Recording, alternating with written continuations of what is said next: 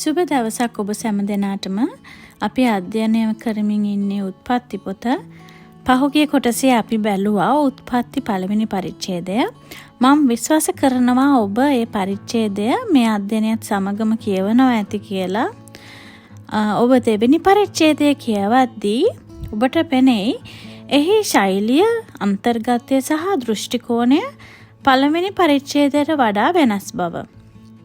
පළවෙනි පරිච්ඡේදය දෙවියන් වහන්සේගේ දෘෂ්ටි කෝණයෙන් දේවල් විස්තර කරලා තියෙනවා. අපිට පේනවා හරියට අභ්‍යවකාශයේ සිට දේවල් දිහා බලාගෙන ඉන්න කෙනෙක් වගේ.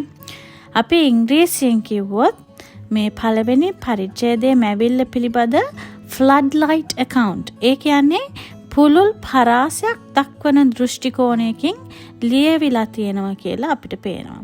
ඉතින් දෙවෙනි පරිච්ඡේදයේ දෘෂ්ටි කෝණය හරියට පොළවේ ඉඳන් දේවල් පෙනෙන විදිය විස්තර කරනවා විදිහට අපිට දකින්න පුළුවන්. ස්පොට්ලයිට් account කියලා කියන්න පුළුවන්. නැත්නම් පරාසයේ කොටසක් නාභිගත කරලා පෙන්වන විස්තරයක් දෙවෙනි පරිච්ඡේදයේ අඩංගු වෙනවා කියලා අපිට කියන්න පුළුවන්. ඒ වගේම උත්පත්ති පළවෙනි පරිච්ඡේදයේ අපිට දකින්න පුළුවන් කාලානුක්‍රමික විස්තරයක්. දැන් chronological account එකක් කියලා අපිට දකින්න පුළුවන්. මැවීමේ පිළිවෙලක් තියෙනවා. පළවෙනි දවසේ, දෙවෙනි දවසේ, තුන්වෙනි දවසේ වගේ 7 වෙනි දවසේ වෙනකන් සිදුවෙච්ච ක්‍රියාවලිය පිළිවෙලට සඳහන් වෙනවා. ඒ වගේම මැවිල්ල පිළිබඳ පොදු විස්තරයක් පළවෙනි පරිච්ඡේදයේ දකින්න පුළුවන්. දෙවෙනි පරිච්ඡේදයේ ඊට ටිකක් වෙනස් කාලානුක්‍රමික විස්තරයක් නෙවෙයි තියෙන්නේ. topical account එකක් තියෙනවා කියලා අපිට කියන්න පුළුවන්. මිනිස්යාගේ මැවිල්ල පිළිබඳ සවිස්තරාත්මක සටහනක් දෙවෙනි පරිච්ඡේදයේ අපිට දකින්න පුළුවන්. නාභිගත විස්තරයක්. මම මේ විදිහට සාරාංශගත කරලා කියන්න හේතුව තමයි මම අහලා තියෙනවා ඉගැන්වීමක් තියෙනවා ක්‍රිස්තියානි අය අතරේ මේ උත්පත්ති දෙවෙනි පරිච්ඡේදය තුල ස්වාමින් වහන්සේ වෙනම මැවිල්ලක් කරා කියලා. පළවෙනි පරිච්ඡේදයේ මිනිසයන් පොදුවේ මවලා දෙවෙනි පරිච්ඡේදයට එනකොට වෙනම තව මිනිසෙක් විශේෂයෙන් ආදම් ඒව කියලා මිනිසෙක් ස්ත්‍රියක් මැව්වා කියලා මතයක් තියෙනවා ක්‍රිස්තියානි අතරේ. නමුත් ඒක එහෙම නෙවෙයි කියලා අපිට මේ විදිහට පරිච්ඡේද දෙක සංසන්දනය කරද්දී දකින්න පුළුවන්. මේ උත්පත්ති පළවෙනි පරිච්ඡේදය සහ දෙවෙනි පරිච්ඡේදයේ සඳහන් වෙන්නේ එකම මැවිල්ල දෘෂ්ටි කෝණ දෙකකින්. floodlight account එකක් සහ spotlight account එකක්. නැත්නම් පුළුල් පරාසයක් විස්තර කරන පරිච්ඡේදයක් සහ නාභිගත පරාසයක් විස්තර කරන පරිච්ඡේදයක් කියලා අපිට කියන්න පුළුවන්. ඒ වගේම තමයි දෙවෙනි පරිච්ඡේදයට එන විට අපි බොහෝ නම් දකින්න ගන්නවා. උයනට ඒදෙන් කියලා නම තබනවා. ඒ වගේම ගංගාවලට නම් තියෙනවා. ගංගා 4ක් ගැන මේ ස්ථානයේ සඳහන් වෙනවා. පිෂෝන්, ගිහෝන්, පෙරාත් කියන්නේ යුප්‍රටිස් ගඟට අද අපි කියනවා ටයිග්‍රීස් ගඟ. එබ්‍රේව නම හිදෙකෙල්. ඒ වගේ නම් වලින් ඒ ස්ථානයන් සහ පුද්ගලයන් ආමන්ත්‍රණය කරන්න පටන් ගන්නවා. මේ විස්තරයට අනුව අපිට ඒදන් වෙන පිහිටි ස්ථානයක් ගැන දල අදහසක් ගන්න පුළුවන්. මේ පිළිබඳ මත දෙකක් තියෙනවා. එකක් තමයි මෙන්න මේ වර්තමාන තුර්කියත් ආමේනියාවත් අතර පිහිටි මේ ප්‍රදේශය. අරරත් කඳු වැටිය ආසන්නයේ තියෙන මේ ප්‍රදේශය. අනෙක් තැන තමයි මෙන්න මේ පර්සියානු බොක්කාසබඩ තියෙන ප්‍රදේශය. අපි හිතුවා මේකත් ඔබ සමග බෙදා ගන්න කියලා. ඔබේ දැනුමට පෙන්නුවොත් හොඳයි කියලා අපිට හිතුණා. තවත් දෙවෙනි පරිච්ඡේදයට එනකොට අපිට දකින්න පුළුවන් දෙයක් තමයි මනුෂ්‍යයා කේන්ද්‍ර කොටගත් සම්බන්ධතා. සිරස් සම්බන්ධතා සහ තිරස් සම්බන්ධතා. අපි දන්නවා ජීවිතයට අර්ථයක් දෙන්නේ මේ සම්බන්ධතා. දෙවියන් වහන්සේ අපිව රොබෝවරු වගේ නිර්මාණය කළේ නෑ.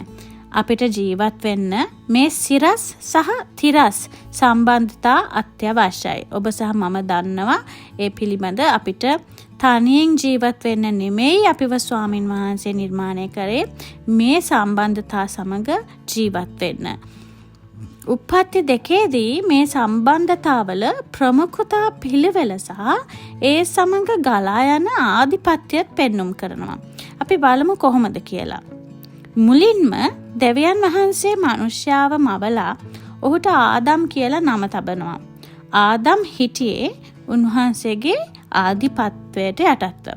ඊට පස්සේ දෙවියන් වහන්සේ ආදම්ගේ ඉලයටෙන් ස්ත්‍රියව මවලා ප්‍රථම විවාහය ප්‍රකාශයට පත් කරනවා. අපි දන්නවා අපේ දෙවියන් වහන්සේ ගිවිසුම් වල දෙවියන් වහන්සේ. බයිබලයේ පරණ ගිවිසුමේ නොයෙක් ගිවිසුම් පිහිටෙව්වේ සත්‍යකගේ ලෙයින්. දැන් අලුත් ගිවිසුමේ ගිවිසුම පිහිටුව ඇත්තේ අපේ ස්වාමින් වහන්සේ වෙන යේෂුව මෙසායගේ ශුද්ධ වූ ලේ මත. ඉතින් අදටත් පොළවේ දෙවියන් වහන්සේ ඉදිරියේ තිබෙන ලෙයින් මුද්‍රා වෙන එකම ගිවිසුම තමයි විවාහය කියන්නේ. අපි දන්නවා විවාහයේදී ස්ත්‍රියක් සහ පුරුෂයෙක් ලිංගිකව එකතු වෙන විට ඒ රුධිරය සම්බන්ධ වෙනවා. ඒ නිසා අපිට කියන්න පුළුවන් මේ විවාහ ගිවිසුම කියන්නේ ඉතා සුවිශේෂී ශුද්ධ වූ ගිවිසුමක් ස්ත්‍රියක් සහ පුරුෂයෙක් අතර පවතින. අපි දකිනවා බයිබලයේ පුරාවටම විවාහයට ප්‍රධාන ස්ථානයක් දීලා තිබෙනවා. ඇයි? පුරුෂයෙක් සහ ස්ත්‍රියකගේ විවාහ සම්බන්ධතාවය තුල ස්වර්ගික රහස් බොහොමයක් උන්වහන්සේ ගැබ් කරලා තියෙනවා අපිට දකින්න පුළුවන්. අද බොහොමයක් විවාහයන් දෙදරා යන්න මූලික හේතුව තමයි දෙවියන් වහන්සේ නියම කරපු මේ ප්‍රමුඛතා පිළිවෙල මිනිසෙයින් අනුගමනය නොකිරීම. බයිබලයට අනුව විවාහක යුවලක බැඳීම දෙවෙනි වන්නේ දෙවියන් වහන්සේ සමග අපට තියෙන සම්බන්ධතාවයට පමණයි. එබැවින් පුරුෂ තෙමේ තමාගේ පියාද මව්ද අත්හැර තම භාර්යාවට ඇලුම් වන්නේය. ඔවුහු එක මාංශයක් වන්නෝය. මේ පදය අපේ ක්‍රිස්තුස් වහන්සේත් උපුටා දැක්වා උන්වහන්සේගෙන් දික්කසාදය ගැන ප්‍රශ්න කරද්දී පිළිතුරු සැපයීමට. මෙතනදී පුරුෂයා තම මවද පියාද අතහැර භාර්යාවට ඇලුම් වෙනවා කිව්වහම එතන අතහැර කියන වචනයෙන් අදහස් වෙන්නේ තමාගේ දෙමාපියන් අමතක කරලා නැත්තම් උන්ට සලකන්නේ නැතුව භාර්යාවට ඇලුම් වෙනවා කියන කාරණාව නෙවෙයි. මෙතන තියෙන්නේ ඊට ගැඹුරු කාරණාවක්. උන්ට ගෞරව කරන්න ඕනේ. ඒ ගැන වෙනම බයිබලයේ අපිට කියලා දීලා තියෙනවා ස්වාමින් වහන්සේ. මෙතන අදහස් වෙන්නේ අපි විවාහ වුණාට පස්සේ වෙනම පවුල් ඒකකයක් අපි හදනවා. ඒ කලින් පවුලෙන් ඉවත් වී වෙනම පවුලක් හැදීමෙන් ප්‍රමුඛතාවයන් වෙනස් වීම ගැන තමයි මෙතනින් අදහස් වෙන්නේ. ඉතින් මේ සම්බන්ධතාවය ඊටාම ගැඹුරු සම්බන්ධතාවයක් විවාහය කියන්නේ. ඉතින් ඔබ අද ධෛර්යමත් කරන්න කැමති අද දවසේ ඔබ විවාහක කාන්තාවක් හෝ පුරුෂයෙක් නම් ඔබගේ භාර්යාව ගැන පුරුෂයා ගැන මේ දෙවියන් වහන්සේ අපිට දීලා තියෙන ප්‍රමුඛතා පිළිවෙල අනුව ඔහුට හෝ ඇයට සලකන්න. ඉතින් ඇයි මෙහෙම මම කියන්නේ අද ලෝකයේ ගොඩක් සමාජ මාධ්‍ය සහ සංනිවේදනය දියුණු නිසා සමහර විට ස්වාමි පුරුෂයන් භාර්යාවන් ලෝකයේ එහා කෙළවරේ සිදුවෙන අයගේ ජීවිතවල සිදුවෙන විස්තර දැනගන්නවා. නමුත් තමා ළඟ සිටින භාර්යාව හෝ පුරුෂයාගේ හැඟීම් පිළිබඳ ඇයගේ ශාරීරික සෞඛ්‍ය සහ මානසික තත්ත්වය ගැන සංවේදීතාවය නැතිව ක්‍රියා කරන අවස්ථා අපි අහලා තියෙනවා. ඉතින් මේ ගැන අපි දැනුවත් වෙන්න ඕනේ. මේ ගැන අපි හිතන්න ඕනේ. අපි ලෝකේ එහා කෙරවලේ සිදුවෙන දේවල් දැනගත්තට වැඩක් නැහැ.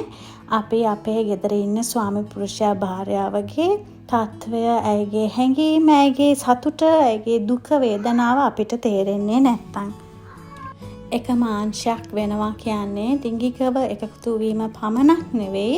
එක මාංශයක් වීමේදී අපි එකිනෙකනාගේ හැඟීම් දැනීම් පිළිබඳව සංවේදීව කටයුතු කරන්න ඕනේ.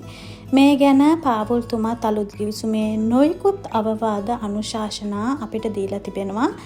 කියවන්න පුළුවන්. ආදම් ඊට පස්සේ ඔහුගේ භාර්යාව නැත්නම් ඉෂා කියලා හෙබ්‍රෙව් භාෂෙන් කියනවා කියලා අමතනවා උප්පත්ති 2:22. පසුව උප්පත්ති 3:20ට එනකොට ඔහු භාර්යාවට ඒව කියන නමින් ආමන්ත්‍රණය කරනවා. මිනිසයා තමාගේ භාර්යාව ජීවමාන සියල්ලන්ගේ මව් හේයින් ඈට හවා එනම් ජීවමාන නොහ ජීවනය යන නම තැබිය. ඉතින් අපි ඒව කියලා සිංහලෙන් කිව්වට ඒකේ හෙබ්‍රෙව් නම හවා. ඉතින් මෙසේ නම් තැබීමෙන් ඒව කෙරෙහි ආධිපත්‍යය ආදම්ට තිබුණා කියලා අපිට කියන්න පුළුවන්. ඊට පස්සේ අපි දකිනවා ආදම් යටතට ස්වාමීන් වහන්සේ භූමිය සහ සතුන් තබනවා.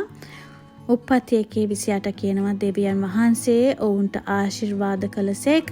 දෙවියන් වහන්සේ ඔවුන්ට කියනසේක ඔබ සැම බෝ වී වැඩි වෙමින් පොළව පූර්ණ කොට ඒක යටත් කරගන්න. මුහුදේ මත්ස්‍යයන් කෙරෙහිද ආකාශයේ පක්ෂීන් කෙරෙහිද පොළව පිට හැසිරෙන සියලු සතුන් කෙරෙහිද අධිපතිකම් කරන්නයි කීසේක. උත්පත්ති 2:19 කියනවා ස්වාමී වූ දෙවියන් වහන්සේ වනයේ සියලු මෘගයන්ද ආකාශයේ සියලු පක්ෂීන්ද භූමියෙන් සාදා මිනිසයා උන්ට මොන නම් තබන්නේ දැයි බලන පිණිස උන් ඔහු වෙතට පැමිණූසේක. මිනිසයා සියලු ජීවමාන සත්වයන්ට තැබූ නම් උන්ගේ නාමයෝ වූහ.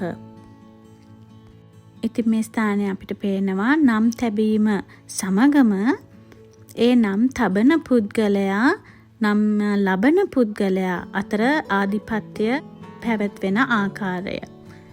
අදටත් අපි දකිනවා විවාහයෙන් පස්සේ භාර්යාව පුරුෂයාගේ වාසගම ගැනීම මේ යටත්කමේ සංකේතයක් විදිහට අපිට දකින්න පුළුවන්. හොඳයි. දෙවෙනි පරිච්ඡේදයේදී අපිට දකින්න පුළුවන් තවත් විශේෂිතම කාරණාවක් තමයි අපිට මුල්ම වතාවට එලොහිම් දෙවියන් වහන්සේගේ පුද්ගලික නාමය හඳුන්වා දීම. මම කිව්වා පළවෙනි පරිච්ඡේදයේදී එලොහිම් කියලා කියනවා පොදු නමක්, ත්‍රිත්වයට කියන පොදු නම බහුවචනයක් එලොහිම්. නමුත් දෙවෙනි පරිච්ඡේදයට එනකොට මේ එලොහිම් දෙවියන් වහන්සේගේ පුද්ගලික නාමය අපිට හඳුන්වලා දෙනවා. මොකක්ද ඒ නාමය? යාවේ මේ තිරේ දිස් වෙනවා ඒ උන්වහන්සේගේ නම හෙබ්‍රෙව් භාෂාවෙන්. ඒකට ටෙට්‍රාග්‍රැමටෝන් කියලා කියනවා. ඉතින් අකුරු 4ක කියවෙන ඊශ්‍රායෙල් දෙවියන් වහන්සේගේ නාමය මේ ස්ථානයේ මම සඳහන් කරලා තියෙනවා. ඒ අකුරු 4 අපි දකුණු පැත්තේ ඉඳන් වම් පැත්තට තමයි හෙබ්‍රෙව් භාෂාවේ කියවන්නේ. මම කලින් කිව්වා. ඉතින් අපි පටන් ගන්නමු යොඩ් කියන පළවෙනි වචනයෙන් පටන් ගන්නවා. යොඩ්. දෙවෙනි අකුර හේ. තුන්වෙනි අකුර වව්. හතරවෙනි අකුර හේ. යොඩ් හේ වව් හේ. නැත්නම් යාවේ කියලා භාෂා ඇති. යාවේ දෙවියන් වහන්සේ උන්වහන්සේගේ නාමය.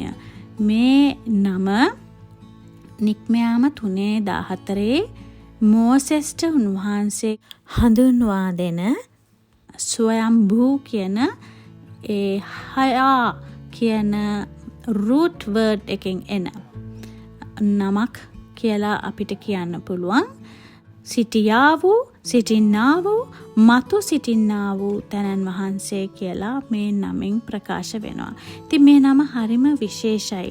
මගේ සහෝදර සහෝදරිවරුන් වහන්සේ කියනවා යසාය 42:8 ඔබ කියවොත් මම ස්වාමින් වහන්සේය. මෙතන ස්වාමින් වහන්සේ කියන වචනය සිංහල භාෂාවෙන් තිබ්බට ඒක හෙබ්‍රෙව් භාෂාවෙන් තියෙන්නේ යොඩ් හේ වව් හේ යාවේ කියලා තමයි එතන තියෙන්නේ. ඉතින් උන්වහන්සේ කියන්නේ මෙතන ඇත්තටම මම යාවේ.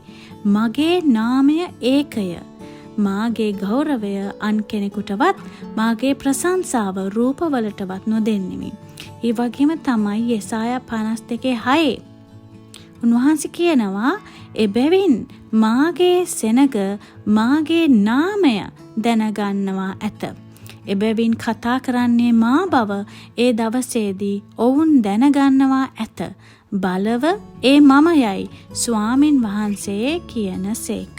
ඉතින් ඔබ දකිනවා මේ නම ඉතා බලවත්.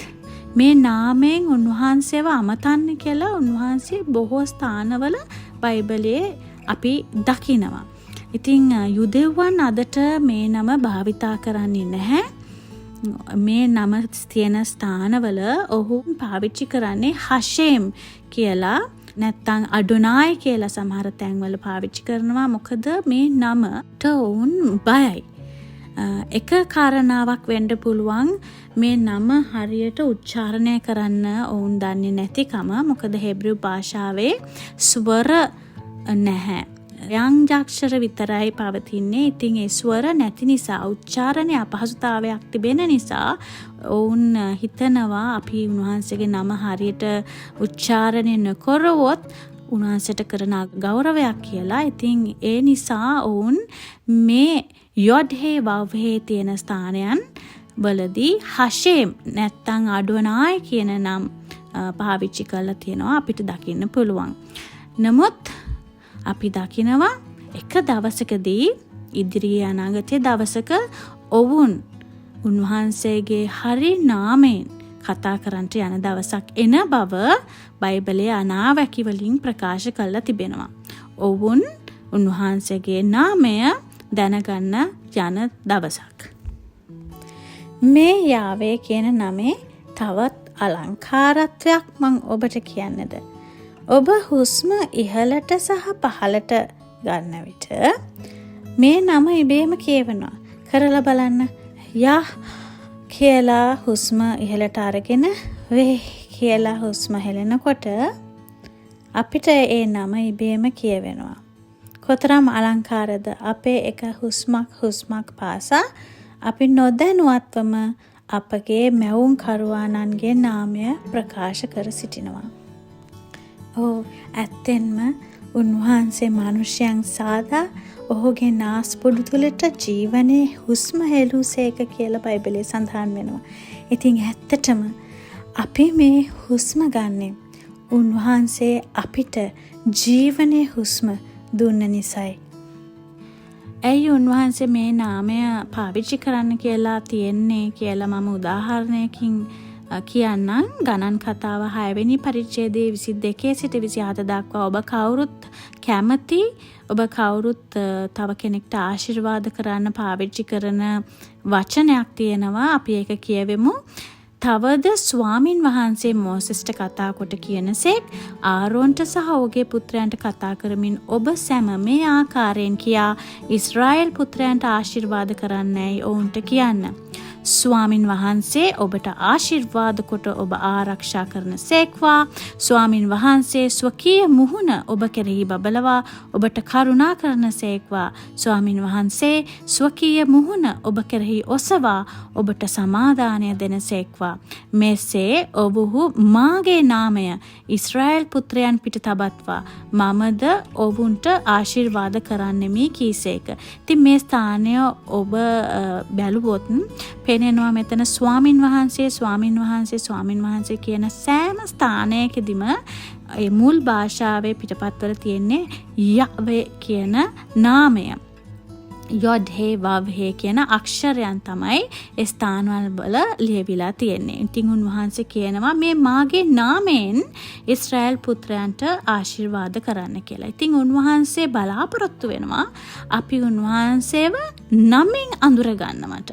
මොකද දෙවියන් කියලා කිව්වහම මේ ලෝකයේ යක්ෂයාටත් දෙවියන් කියලා ඔහු පාවිච්චි කරනවා. ඉතින් අපේ දෙවියන් වහන්සේට විශේෂ නමක් තියෙනවා සහ ඒ නම ඉතා පුදුමාකාර ගැඹුරු අර්ථයක් තියෙන නාමයක්. ඉතින් උන්වහන්සේ බලාපොරොත්තු වෙනවා අපි උන්වහන්සේගේ නාමය හරියාකාරව දැනගන්නවට. මොකද ගිවිසුමේ දෙවියන් වහන්සේ ගිවිසුමකට ඇතුළත් වෙන විට අපි දන්නවා නම් ඉතාමත්ම අත්‍යවශ්‍යයි. අද දවසෙත් අපේ නීතිමය ලියවිලි අත්සන් කරනකොට අපි දන්නවා අපේ නම් කොච්චර වැදගත්ද කියලා. එක අකුරක්වත් වැරදින්න බෑ. ඉතින් ඒ ආකාරයෙන්ම තමයි ස්වාමින් වහන්සේ ගිවිසුමේ දෙවියන් වහන්සේ අපිත් සමග උන්වහන්සේ තිබෙන්නේ පුද්ගලික සම්බන්ධතාවයක්. ඉතින් පුද්ගලිකව අඳුරා ගන්න නාමය ඊටාත්ම වැදගත්. ඉතින් ඔබට හිතන්න පුළුවන් ඇයි මේක හෙබ්‍රෙව් භාෂාවෙන්ම කියන එකේ වැදගත්කම කියලා. ඒකට මම පිළිතුරක් දෙන්න කැමති. හෙබ්‍රෙව් භාෂාව කියන්නේ දිව්‍ය භාෂාවක්. ස්වාමින් වහන්සේ මැවිල්ලේදී පාවිච්චි කරපු භාෂාව හෙබ්‍රෙව් භාෂාව.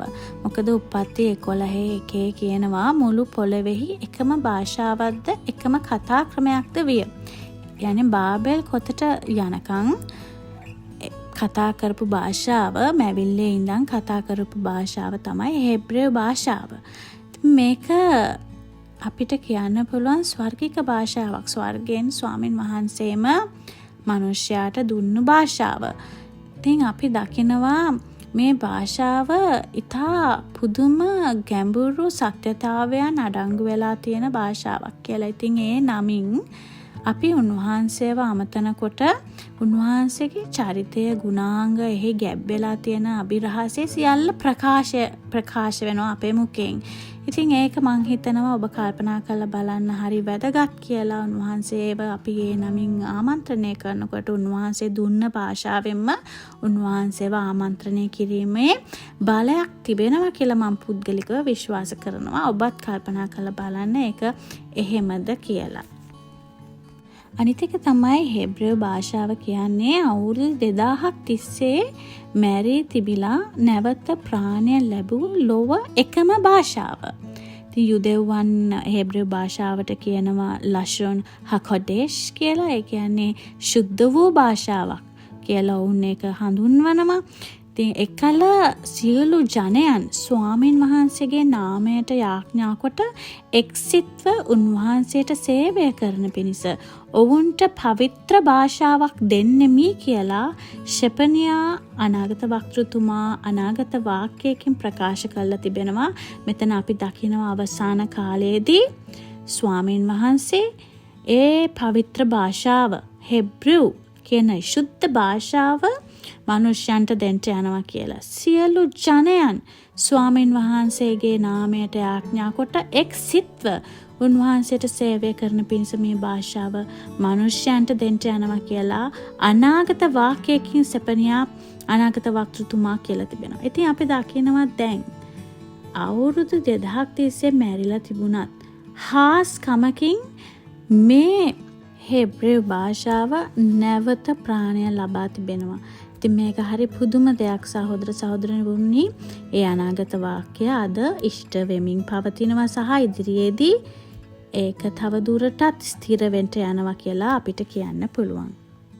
ඒ වගේම තමයි අපේ ක්‍රිස්තුස් වහන්සේ සහ උන්වහන්සේගේ ගෝලයන් ප්‍රධාන වශයෙන් කතා කළ භාෂාව තමයි හෙබ්‍රෙව් සහ ඇරමයික් භාෂාව. ඇරමයික් භාෂාව කියන්නේ හෙබ්‍රෙව් භාෂාවට ඉතා සමීප භාෂාවක්. වගේම උන්වහන්සේ සහ මුල් ගෝලයන් ඉගැන්වීමටත් තරවටුවටත් මිනිසයන් ධර්මිෂ්ඨකමේ මාර්ගේ පුහුණු කරන්න භාවිතා කර ලියවිල්ල වන තනක් ලියවී තිබුණෙත් හෙබ්‍රෙව් භාෂාවෙන්. ඉතින් තිමොති පොතේ කියනවා අපි දකිනවා දෙවියන් වහන්සේගේ මිනිසයා සම්පූර්ණව සියලු යහපත් ක්‍රියාවලට සූදානම්ව සිටින පිණිස දේවානුභාවයෙන් දුන් මුළු ලියවිල්ල ඉගැන්වීමටත් තරවටුවටත් හික්මවීමටත් ධර්මිෂ්ඨකම ගැන ගුරුකම් දීමටත් ප්‍රයෝජනවත්ව තිබේ. ඉතින් මේ මුළු ලියවිල්ල තෝරා නෙවීම් කෙටුවීම් කියන මේ තනක් කියන මුළු ලියවිල්ල ලියවිලා තියෙන්නේ හෙබ්‍රෙව් භාෂාවෙන්. එතකොට ඔබට මතක ඇති උන්වහන්සේව කුරුසියේ ඇනගසන විට පිලාත් පුවරුවක් සවි කරනවා කුරුසයට. ඒ පුවරුවේ සඳහන් වන ඒ කියමන ඔහු යුදෙව්වරුන් බොහෝ දෙනෙක් කියවන පිණිස භාෂා 3කින් ලිව්වා කියලා අපි දකිනවා. හෙබ්‍රෙව්, ලතින් සහ ග්‍රීක් යන භාෂා 3න් ඒ ලියුණා කියලා යොහන් 19 සිට 20 කියවෙනවා. හොඳයි. අපි අදටත් දකිනවා සමීපත්වය ආරම්භ වෙන්නේ පුද්ගලික නමකින්.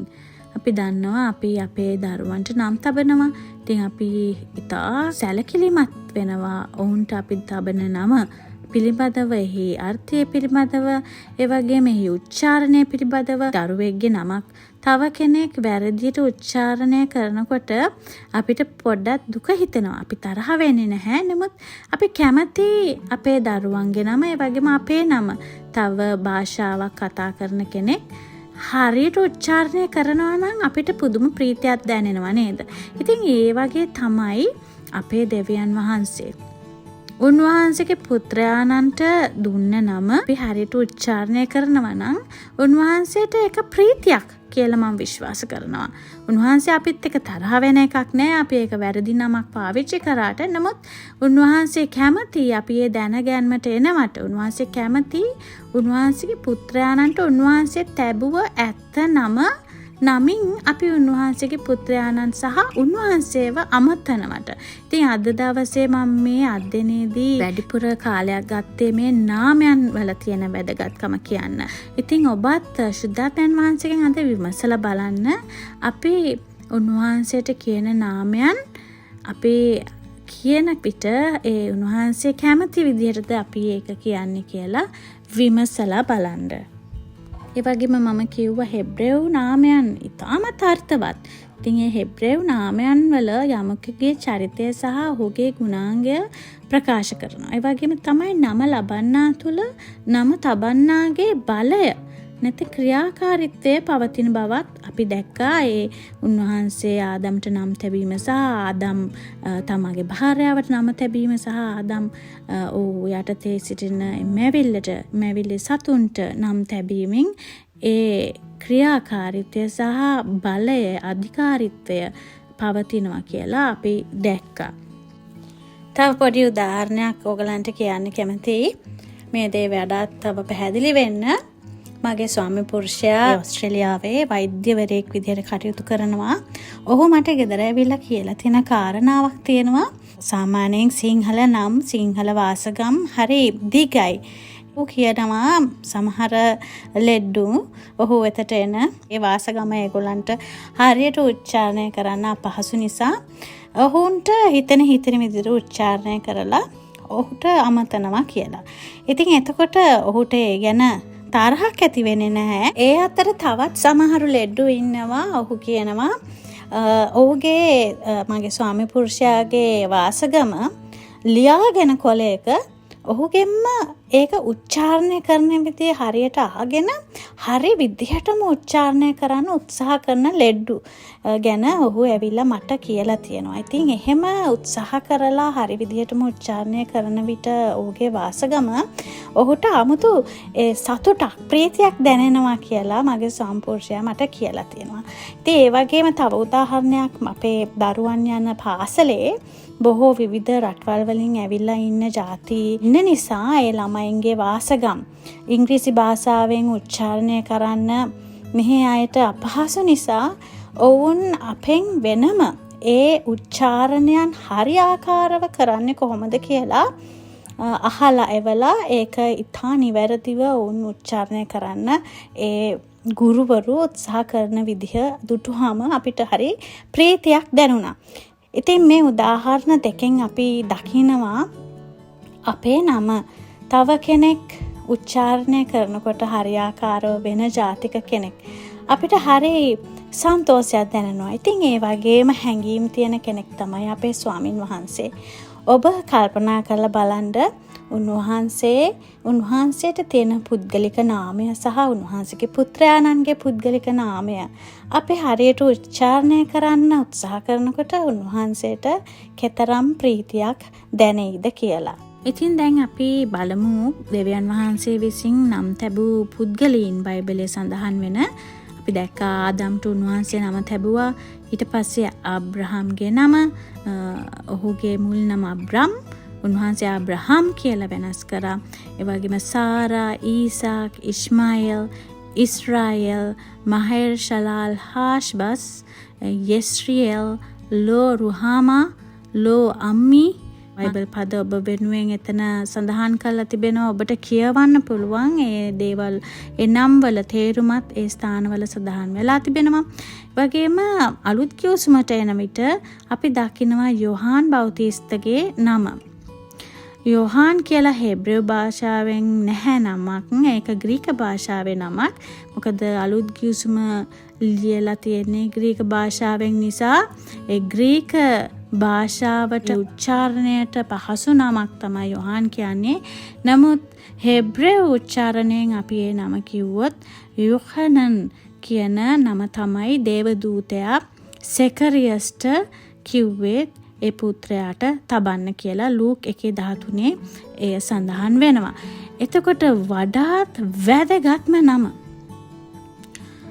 අපි බලන්න යනවා ලූක් 1:31.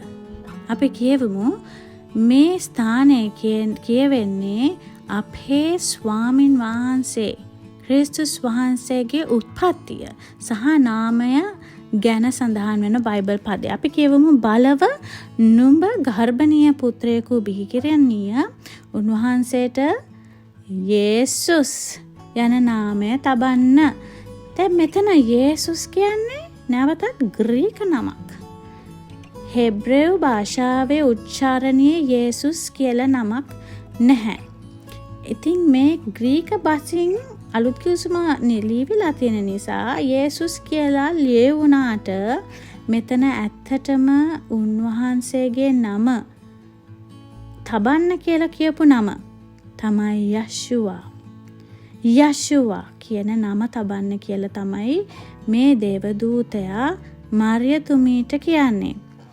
ඉතින් මේ යෂුවා කියන නාමය ඉතා අලංකාර නාමයක්. නැවතත් ඒක හෙබ්‍රේව නාමයක්. ඒ තුල පුදුම අර්ථයක් ගැබ් වෙලා තිබෙනවා. මොකද්ද යෂුවා කියන නමේ අර්ථය? ඔබ දන්නවද? යෂුවා කියන්නේ යහ්වේ දෙවියන් වහන්සේ අපගේ ගැලවීමයි කියන අර්ථය තියෙන නාමය. ඉතින් මේ නම හෙබ්‍රේව භාෂාවේ අර්ථය ග්‍රීක නමේ තියෙනවා කියලා අපිට කියන්න බෑ. මොකද ග්‍රීක භාෂාවට මේ නම් පරිවර්තනය වෙන විට ඒ නම් වලට තේරුමක් තිබ්බේ නැහැ. මෙතන යෂුවා කියන නම තමයි යොෂුවාට මෝසෙස්ගේ කාලේ ඊශ්‍රායල් සෙනග පොරොන්දු දේශයට රැගෙන ගිය යොෂුවාට තිබ්බේ මේ නමම තමයි. ඉතින් පරිවර්තනය වෙද්දී යොෂුවා කියන නම පරණ ගිවිසුමේදී යොෂුවා කියලා අපේ බයිබල් වල තිබුණට අලුත් ගිවිසුමේ යොෂුවා කියන නම යේසුස් ජීසස් කියලා සඳහන් වෙලා තියෙන එක අපිට ප්‍රශ්නයක් ලෙස දකින්න පුළුවන්. එකම නම තැන් දෙකකදී වෙනස් විදියට පරිවර්තනය වුණේ ඇයි? ඉතින් මේක පිළිබඳ මට සිතෙනවා සාතනික ක්‍රියාකාරීත්වයක් තියෙනවා කියලා. මොකද ඔහු කැමති නැහැ අපි හරියාකාරව අපේ ගැලුම් කරුවාණන්ගේ නාමය ප්‍රකාශ කරනවට. ඔබ කල්පනා කරලා බලන්න මම මේ කියන දේ ඔබට කතරම් සමාදානයක් තිබෙනවද කියලා. මෙතන අපි පැහැදිලිව දකිනවා ක්‍රිස්තුස් වහන්සේගේ නම පමණක් එක එක භාෂාවට යන විට වෙනස් වෙනවා. එහෙම වෙන්නේ කොහොමද සහෝදර සහෝදරවරුනි? අපේ නම අපි වෙනස් වෙනවට කැමති නෑ භාෂාවෙන් භාෂාවට. අපේ දෙවියන් වහන්සේ කැමති වේද උන්වහන්සේගේ පුත්‍රයාණන්ට කියන නම භාෂාවෙන් භාෂාවට වෙනස් කරලා කියනවට. ඉතින් මේක අපි අද කල්පනා කරන්න ඕනේ කාරණාවක්. අපි උන්වහන්සේට ආමන්ත්‍රණය කරන නාමය මොකක්ද? ඒක වැදගත්ද? ඉතින් මම මේ කරුණු අනුව ඔබ නැවතත් මේ පදවලට ගිහින් බලන්න මම පද දාලා තිබෙනවා නම් වල තියෙන වැදගත්කම. දෙවියන් වහන්සේට නම වැදගත්. උන්වහන්සේ අපිට පවා අපේ නාමයෙන් කතා කරන්නව දෙවියන් වහන්සේ. ඉතින් අපි අද දවසේ මේ සිතවිල්ලත් සමග මම මෙතනින් අවසන් කරන්නම්. අපි තව දුරටත් මේ උත්පත්ති පොතේ සැඟවිලා තියෙන බොහෝ වැදගත් කාරණා ඔබ වෙතට ගෙනෙන්න බලාපොරොත්තු වෙනවා. එතකන් ඔබට ශාලෝම්.